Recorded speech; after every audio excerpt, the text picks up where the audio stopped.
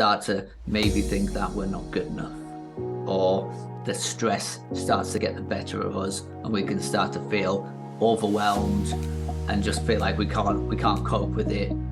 Inevitably, that turns us down a path very close to imposter syndrome, and before we know it, we're really kind of doubting our ability to perform in the role, potentially even in the industry. We have a really kind of bad habit of catastrophizing, particularly around imposter syndrome, and the pressures in the industry definitely exacerbate that.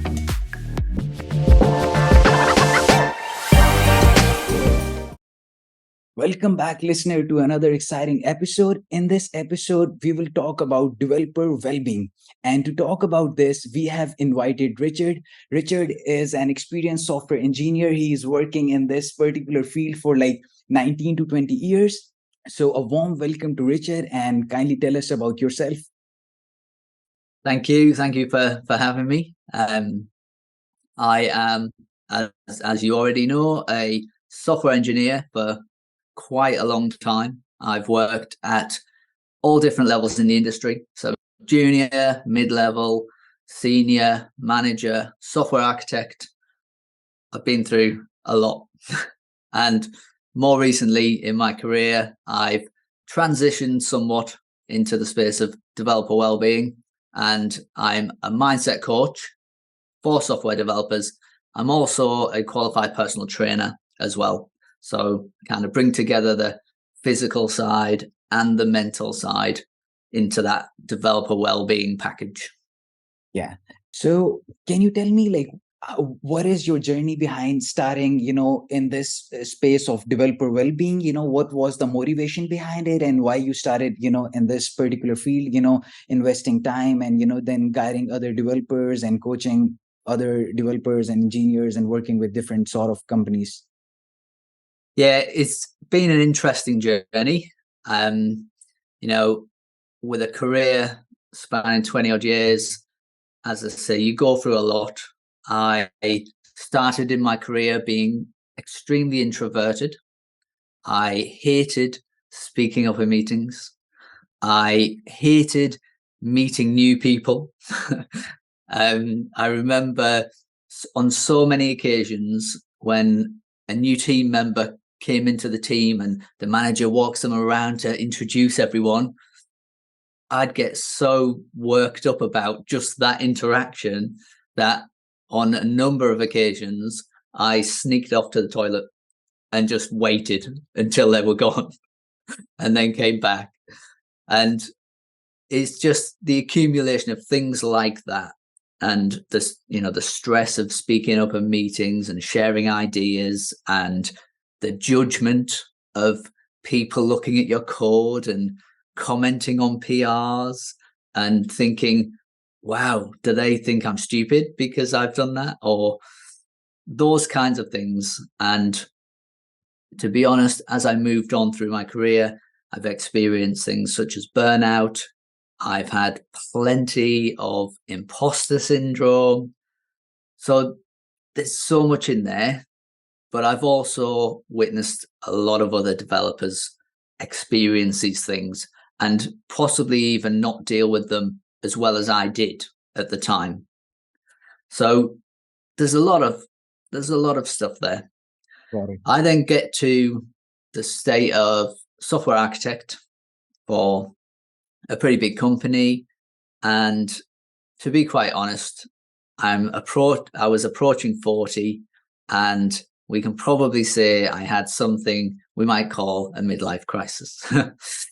And I just had a thought sitting at my desk, and it was, if you were on your deathbed and you were looking back on the time you've spent on this earth, and I continue to spend the rest of my time just sitting at a keyboard, tapping away, not really interacting with people, not really impacting people that much, I asked myself, would I be happy with that?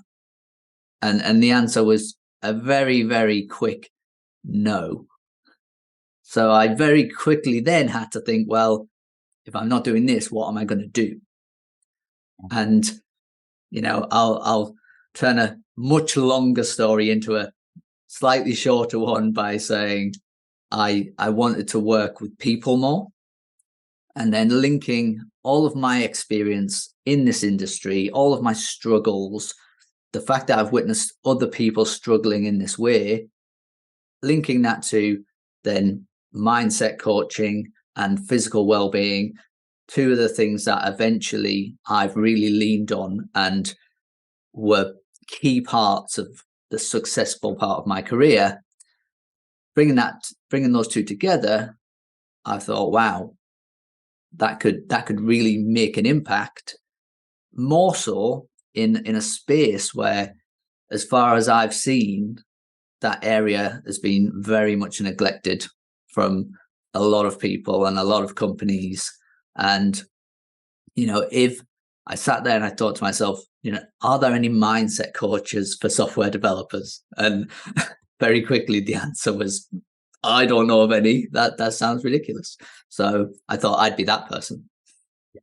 Because there are like a lot of coaches for personal training, other sort of things, but you're right, like if you talk about coaches specific to software engineering field, like I don't know other than you, right? So you're right, like this market, there are like no people, and even the company and the developers, everybody is not aware of this concept as well, that we can have a coach that can guide us and for our well-being and a lot of stuff. And because in this software engineering field, like everyone is concerned about getting new skills, and then there's like a new technology, new database, and there's like this particular thing that you have to learn, this course I have to do. So you are too much focused on that, and then obviously you are doing a lot of work in your office as well. Other than that, you are doing courses just to get ahead, or you can say just to stay up to date based on all the new changes. So during this all the process, obviously a lot of people get burned out. It has happened with me as well, that sometimes you feel like very you feel like burned out, and you feel like different sort of emotions. You feel like you don't want to work, and like you have to motivate yourself and you have to push yourself. So I would say like it's a great space to work in, and it's like a very good thought of you to work in that market and actually help all these developers. So yeah, that is good. And how do you define developer well-being? Like, what are the different things that comes under this particular umbrella, and like why it is so crucial in this tech industry? So developer well-being, for me, it encompasses our physical health, our psychological health, our mental health, and also our social health. And I think what's particularly interesting about developer well-being is that many of those aspects go against what we would consider the traditional developer stereotype to be, right? So we might consider them to not be particularly physically fit. They spend so much time sitting in their chairs and they don't prioritize their health. They might snack a lot and rely heavily on caffeine, for example.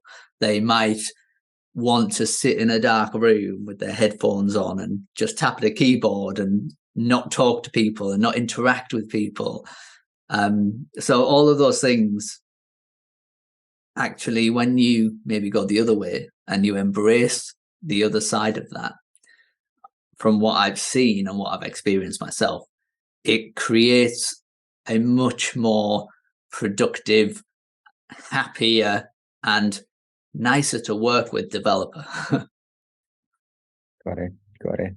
So, in what way? Because as you know, like there is like a lot of pressure in this tech industries. Like the product, the production environment is unstable. There are like a lot of factors. You have to deliver a particular sprint in like 10 days, 15 days. So, what is the relationship of this pressure with the well-being of all these developers? Like how they are correlated with each other? Yeah, there are so many pressures, as you say. There are deadlines. there there's just the stress of releases, bugs in the software. There's managers and teammates that you want to live up to or compare yourself to, and all of that stuff can really, for want of a better way of putting it, get in our heads, right? And if we don't think about those things in an appropriate way, it turns inward on us, and we start to maybe think that we're not good enough, or the stress starts to get the better of us, and we can start to feel overwhelmed and just feel like we can't cope with it. Inevitably, that turns us down a path very close to imposter syndrome, and before we know it, we're really kind of doubting our ability to perform in the role, potentially even in the industry. We have a really kind of bad habit of catastrophizing, particularly around imposter syndrome, and the pressures in the industry definitely exacerbate that. Yeah. So you have talked about like imposter syndrome. So can you like tell us more about that? Because a lot of people does not know about it. Like what is it, and like what are the side effects of it, and how you get that? So yeah, elaborate on this. So imposter syndrome is an issue with the way we think about our skills, our talents, our accomplishments, our capabilities, and that kind of thing.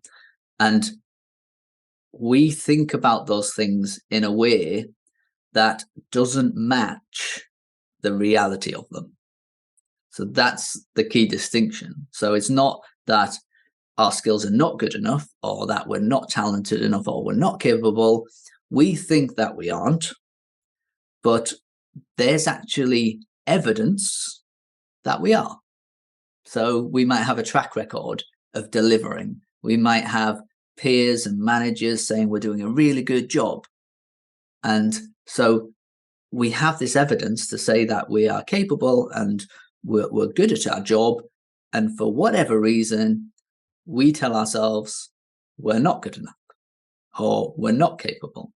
And when you're struck with imposter syndrome, it's almost like you get a little bit more kind of paranoid, and you start to think that other people are going to realize that you're not as good as they thought you were.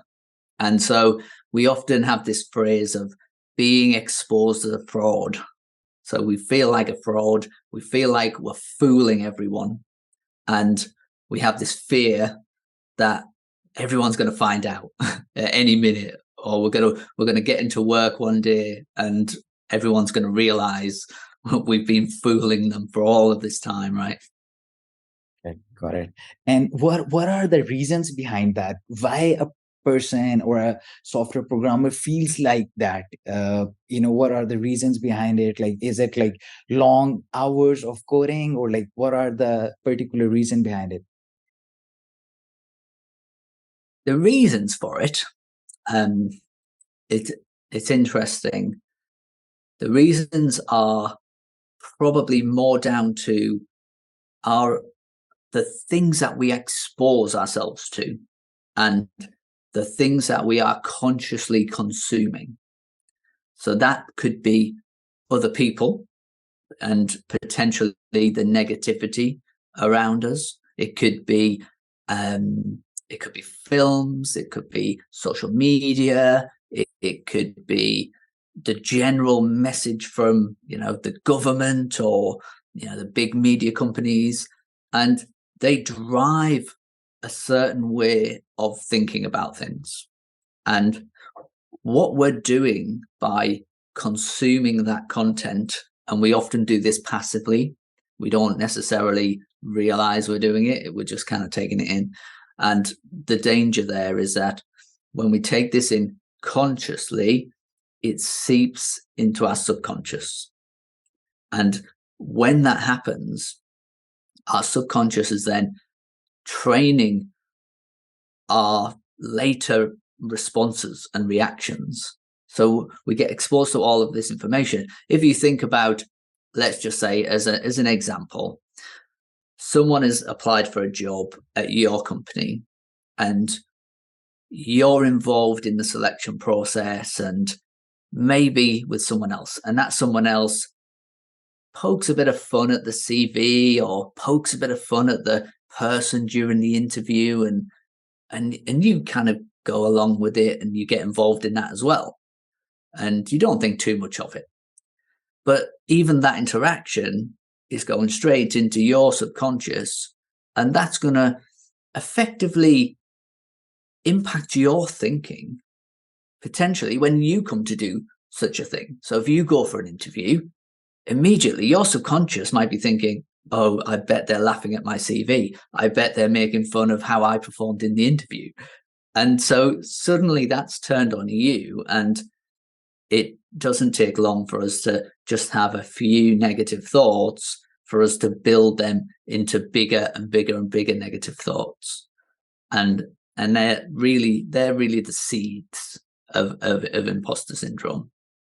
Yeah, that was very insightful. Like, it's all about, I would say negativity. If you stay positive and if you, do good deeds with other people and, motivate them, it's like, it's a good approach to stay positive and stay away from the imposter syndrome as well.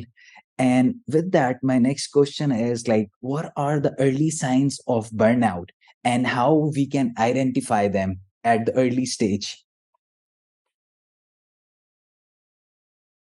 Yeah, so burnout is an interesting topic, and I guess the early symptoms of burnout, they're they're probably linked to possibly early symptoms of a lot of things, and but in our industry, obviously, burnout can be quite common, particularly with all the pressures that we have. But little things like suddenly feeling less motivated, suddenly feeling less enthusiastic about turning up for work, suddenly feeling a lot more stress or anxiety. All of those things are kind of early signs that you're moving in that direction. You can add to that feelings of physical fatigue. Sometimes we get these things don't just manifest mentally, they also manifest physically. So your energy levels might drop as well. And you can quite easily push all these together, fatigue, energy levels, lack of motivation, lack of enthusiasm. You can see everything's kind of coming down, and and it's the opposite of what we'd want to be, right? Yeah, yeah, you're right. And if you talk about, the organizations, right? So how they can create a culture where they can prioritize developers' well-being and they can, focus on that aspect as well, that their developers are not getting burned out, they do not face that negativity, and they're not going down that road. So what are the steps I would say, organizations can take? So there's quite a lot to that question. um, Obviously, one of the big things is company culture, and I've I've seen enough bad cultures in my time, and I've seen the negative impacts of them. So just fostering a positive and constructive culture is going to go a long way towards helping developer well-being. On top of that, it's more about creating awareness around it. It's about creating priority around it and showing people that well-being is important. It's not just important to them, but it's important to the company as well. And, one thing that companies can do is they can do a quarterly team well-being health check, right? So this is something that I actually offer for companies. So you do a team well-being health check, you do it quarterly, you measure the results at each quarter, and on the back of each health check, you have a conversation around, okay, what are a few things that we can do and change to try and improve on this score, if you like, right? And then because you're measuring it over time, you can see the impact of those changes, good or bad. And then you can adjust accordingly, right? And as we know, what gets measured gets improved. And in all honesty, I don't know many companies who are actually measuring the well-being of their software development teams. Yeah, I would say here that I think like uh, I don't know any company as well like who is focusing on that aspect. Like maybe like Facebook, Google, these big companies, they are focusing on that, and they have career coach and consultants and well-being coach, and they are focusing on these things. But other than that, like all other companies, they are not focusing on that, and it is like a very key area to focus on, because I see as well like nowadays like a lot of developers, they are facing these issues that they are not motivated. Like you talk to them like 6 months ago, they are very motivated, they have plans for 10 years ahead.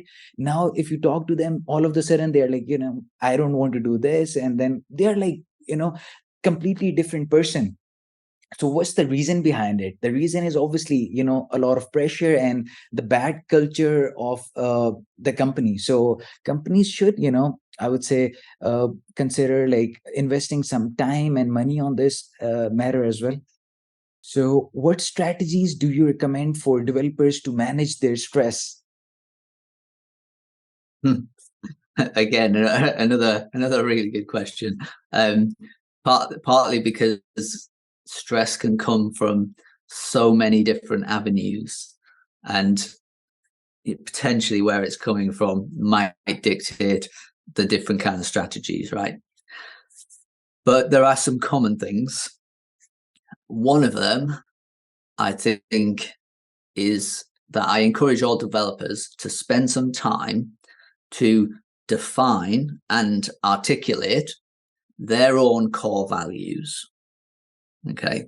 And what that means is the things that are most important to them, the things that show how they want to show up in the world, what kind of person do they want to be, the kind of things that mean so much to them that they're gonna prioritize them and do those things even if no one else is watching.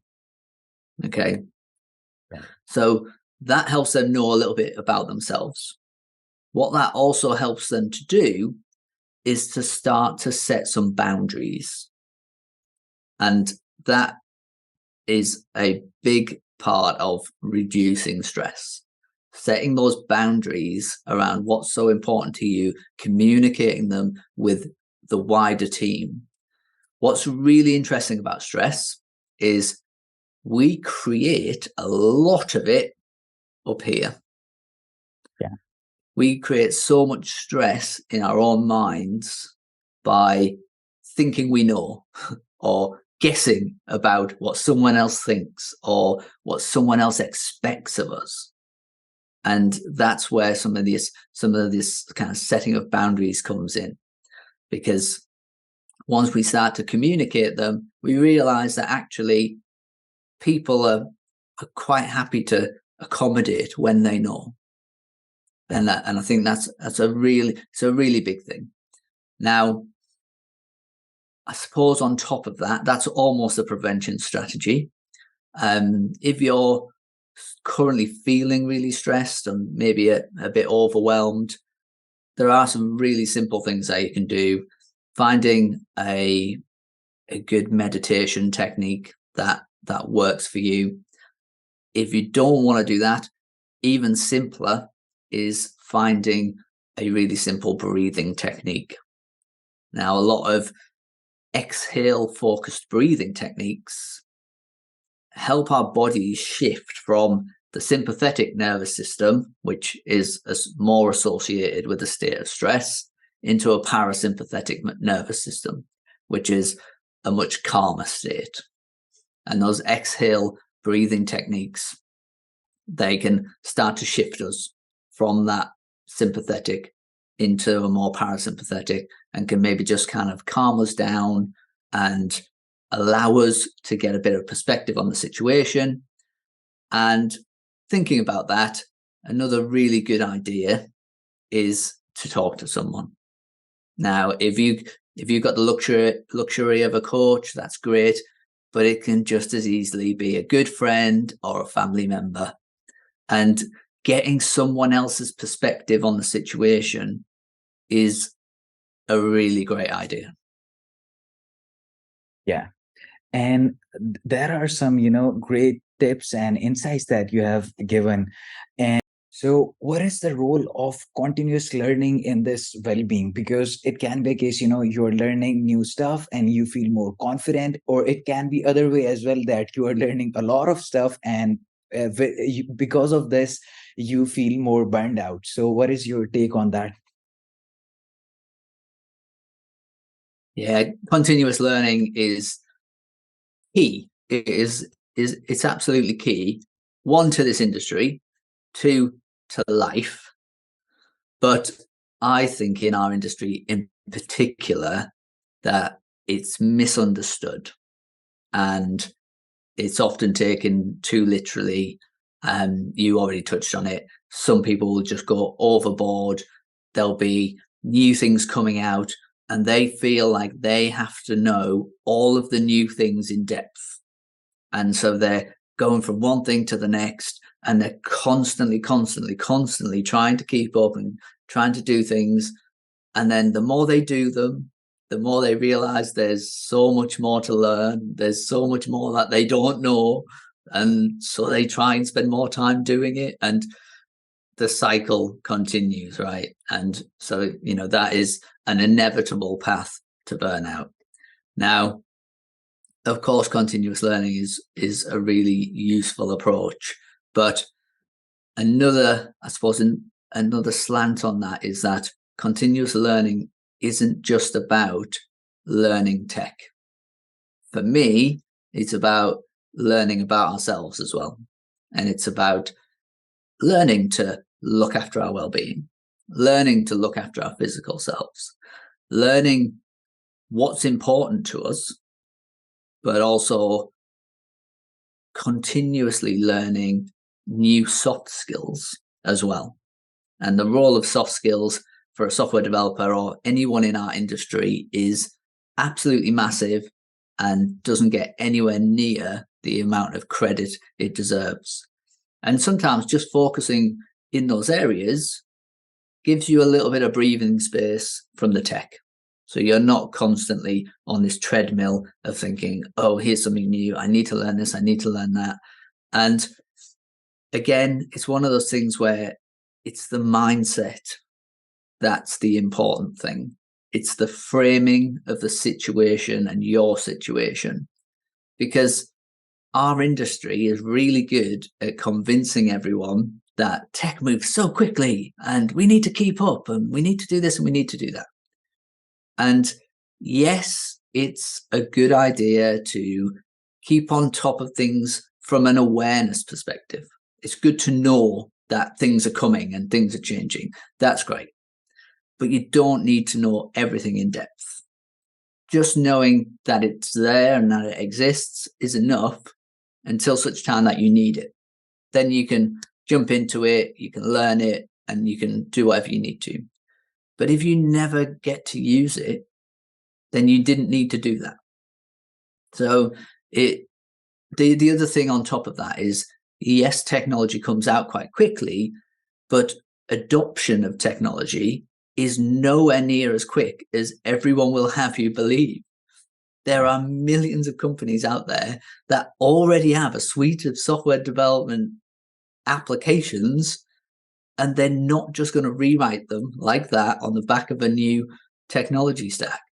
It doesn't happen that way. I've been in so many companies where they've just actually been so far behind the times. And even when you're in them, they're trying to get up to date, but they're just so far behind that they're nowhere near the front. And once they get to the front and they rewrite their software, they're not going to do it again when the next bit of software comes out. Yeah. It doesn't work that like that. There's so much software that's already built, needs to be maintained. Probably 90% of software development is maintaining software that's already there. Yeah. So this idea that we need to be right on the edge and keep up with everything, honestly, I think is really unhelpful. It's really unhelpful. That is good. That is good, because I also believe that a lot of people think like this, and they are continuously looking out for new technology, and they're like, okay, I will master this new technology. And your point is right. Like maybe that technology, you use that after like 4 or 5 years. Like if some company, they are building like a new application, and then in that maybe you can use that, or still maybe you cannot use that because you don't have community support and you don't have much plugins and stuff like that for that particular language or tool. So yeah, that is a valid point. And with that, I would ask, what is the role of manager to make sure that their team is motivated and they are not feeling that stressed and negative energy? So how can managers make sure of that? Management in software development is a really big deal. And again, I'll be honest, I've seen it done terribly on a number of occasions. And I'll be honest, I've done it terribly on at least one occasion. When I first started out, I wasn't a great manager. I went from being the developer, the technical focus guy, went into a management role, tried to do everything myself, tried to take responsibility for everything, treated people how I want to be treated rather than how they want to be treated. All of these things. So managers play a huge role, and we touched on it a little bit earlier. Yeah. They play a huge role in the culture that they set. And within software development, and I've witnessed this a lot, there's often a fairly big blame culture. The second there's a problem in production, everyone's looking for whose fault it was. And it, more often than not, actually, they're not looking for whose fault it was. They're looking to confirm it wasn't them. That's what they're doing. But the result of that is that it turns into a witch hunt, and you want to throw someone else under the bus to make yourself feel better and to get yourself off the hook. And from a culture perspective, that's terrible. It's absolutely terrible. I've been on the receiving end of it a few times, and you just want the floor to open up and swallow you. And it's not good for your mental health or your productivity or your relationships. It's just a really bad place. So for a manager to put an emphasis on a no blame culture, to try and instill that failure is okay, it's about learning, and it's not about blame. That's one of the key things in software development. We fail a lot, but every time we fail, we learn. And on top of that, sharing their own vulnerability and acknowledging that they themselves don't have all the answers, and they don't have to. That's a really key thing. They don't have all the answers, and they don't have to, and therefore they're not going to expect you to have all the answers either. More often than not, you get a job on the fact that someone can see that you can find answers, not that you have this massive brain with every single software development fact that has ever been made available, or that you know the syntax to every single thing that has ever existed. The job is about finding these things. So acknowledging that as a leader and just letting that go into your team, letting that message go across, makes everyone just feel that a little bit more calm and allows them to do their jobs. Yeah, you're right. Because I also believe, if you have like a good manager, then even, if you have done something wrong, then still you're feeling, you're not pressure. You don't, feel like, I should die right now, or I should go out and I don't want to face anyone, because a good manager will cover up for you, and they will not obviously go to GitHub and see, okay, whose commit was that? Which person did this, write this line? Because of this, the whole system is crashing. So they will say, okay, it was a mistake on our whole team, not like a particular person. So yeah, but on the other hand, if you have like a negative environment, or you can say like a negative manager, then obviously it is the other way around. So then you are, hoping that you are not the person who caused that particular bug. So obviously it caused a lot of negative effect as well.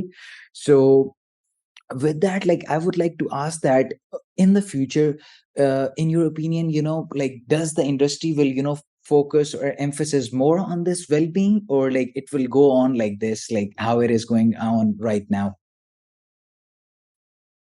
I hope it doesn't go on how it's going on right now, because if it does, I'll probably be out of a job. So what I hope is that companies, well, first and foremost, work with specialists like me and get people like me to go and support and help their teams, not by just offering generic well-being advice. What we need to do is engage software developers in their well-being journey. And so that's one of the key reasons why I decided to do this, because with my background, with the fact that I've worked in so many roles and experienced so much of the software development industry, when I speak to software developers, I know exactly what they're saying when they're feeling really stressed, when they've had a bad release, or they've taken a comment on their code personally. I've done all of those things, and I can absolutely relate to that. And I think that that relationship and that engagement is absolutely key to getting developers to engage in their well-being. And to hear someone who's been in the industry for so long to say, look, I focused on this stuff, particularly towards the end of my career, and it made a big difference to me. And they can do it as well. Yeah, you're absolutely right. And in the end, what is the piece of advice that you would like to give to someone who is actively, looking to have this, improve their well-being and improve their whole routine? And so, what is your advice for these guys? Yeah, I think there's so many things, but one of the most important things is to learn and start to get to grips with your thinking and recognize the results of how you think and how that can impact how you feel and how you behave, and ultimately the outcomes that you get. Because you can, even right here now, you can think about a really exciting, happy time, and immediately you'll feel a bit lighter, and you might get a bit of a sort of rush in your chest where you've got a bit more energy, like that. And we know that when we're in that state, we're far more likely to take productive action, take proactive action, right? And the opposite is also true. You can think about a time where maybe you were extremely embarrassed, where someone called you out, and almost you just feel like a flush of blood. You almost feel like you want to kind of curl up and get smaller, and you're back there, and you did it in an instant. So when you recognize that actually we've got a little bit more control over, one, how we think, potentially two, how we feel, and then three, how we behave, almost in an instant, that is so powerful.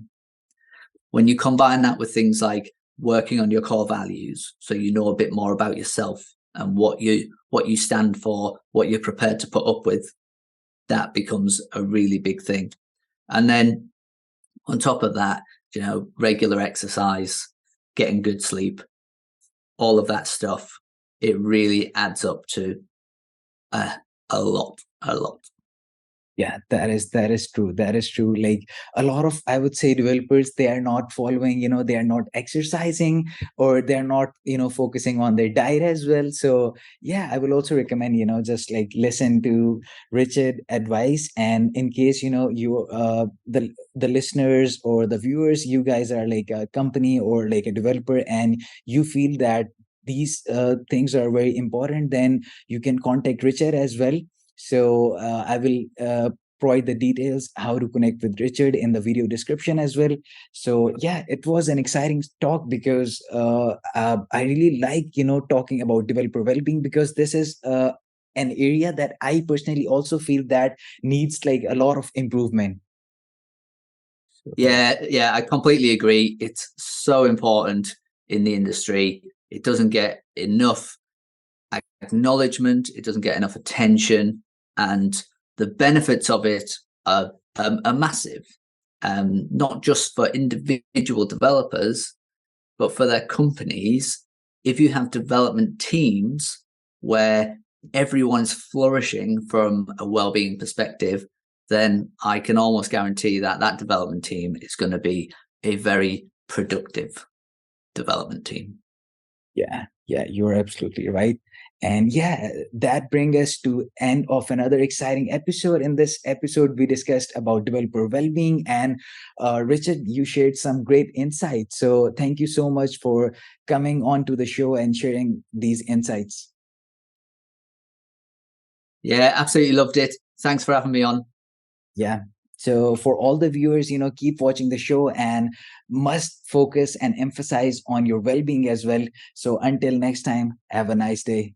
Bye-bye.